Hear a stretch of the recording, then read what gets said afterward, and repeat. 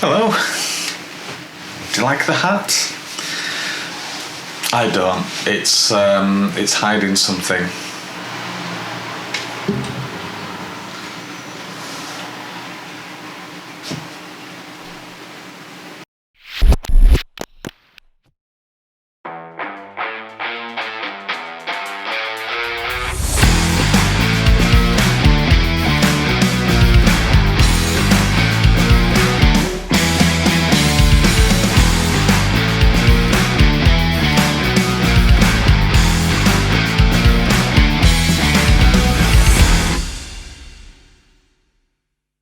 So, thanks for joining me on episode 12. Today I'm going to talk about the difference between being stressed and being relaxed and how you are in control of that. And it's quite specific, and obviously, as you're aware, I'm a wedding photographer, so it is specific to this. When a couple book with myself, apart from adding everything to the database and calendars and everything, I also do a Google Maps just to see how long roughly it's likely to take me to get there, and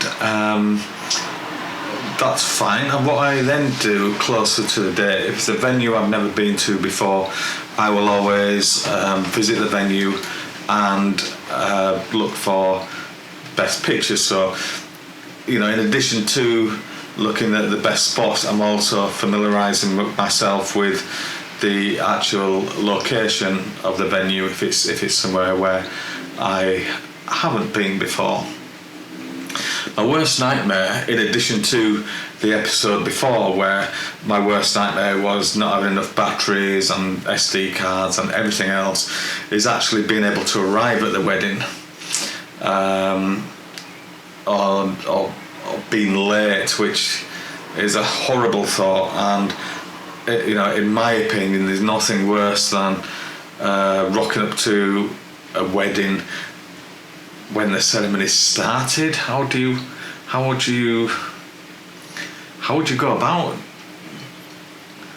crawling to the front to start taking some pictures? That's if you actually got there for that, or whatever else. I'm sure there's many photographers who haven't turned up at a wedding due to traffic jams and car breaking down or any other journey related issue.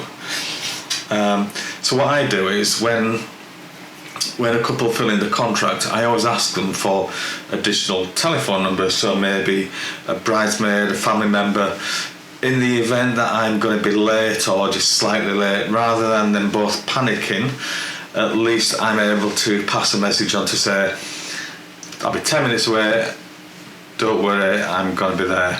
I've never actually had to do that, fortunately.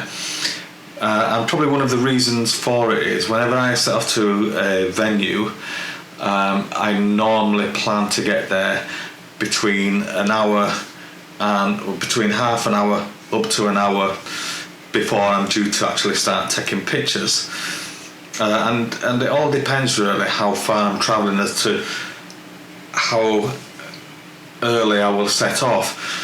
For example, I've done weddings up in Scotland or up in the north, Newcastle area, and I've actually stopped in a hotel overnight because it's hard to know what's going to happen on that journey there, and have you left enough time, or is there going to be some diversion or roadblock and you need to take a diversion, but in addition to you doing it, everybody else is taking a diversion, and you just see the time ticking away, and you're just panicking, wondering whether you're actually going to arrive there in time. As I said, nothing like this has ever happened to me, and I make sure I put things in place to make sure it doesn't.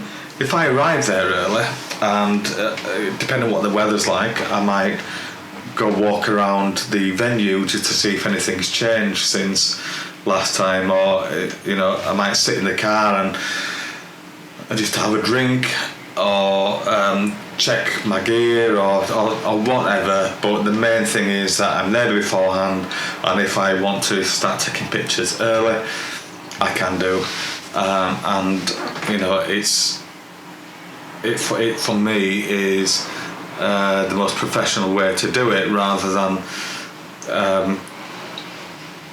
cutting things too fine. Really, you don't really want to be doing that, I wouldn't have thought. And also, if you do arrive there too early, don't fall asleep, because you either don't want to miss the wedding because you were asleep in the car park, or have the groom banging on your window with kind of slaver hanging out of your mouth because you're fast asleep. And I'm not talking from experience at all there, but has it happened before? I don't know. But the main thing for me is to make sure that the couple aren't under any more pressure than they already feel before the wedding, because it's a really nerve-wracking experience, and you know, they don't want to be wondering where I am, or you know, panicking whether I'm going to be turning up on time, because it's not fair really. And it doesn't do anything for your reputation either. You know, if it turns out that the talking point of you on that day was the fact that you arrived late and you might have missed some getting ready shots, or anything like that. But anyway, I thought I'd talk about it because it is a massive part of my planning, and it's a massive part of the day to make sure that I arrive there on time, and sometimes look at alternative routes, see which one is likely to be the fastest. If there's any big events happening on that day in the locality of where the wedding is, because obviously that will increase the flow of traffic, and Google Maps might not know about it. So that's everything. So I hope you liked the video. I hope you liked the hair. If you did or you didn't on either, just write a comment, and I will see you. Actually, I will see you Wednesday if you want to watch for the Scott and James show. We could do some kind of jingle there, so if anybody wants to make one up, doesn't matter what it's like, we can use that. But I will see you myself next Sunday. But do you want to see how I've done this?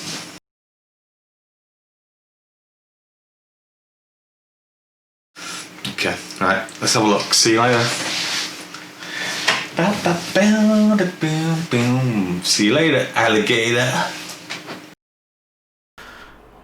Okay, so this is called the 2.5D parallax. Interesting. So this is going to take a bit longer than the one last week, so I'm going to have to speed a few things up.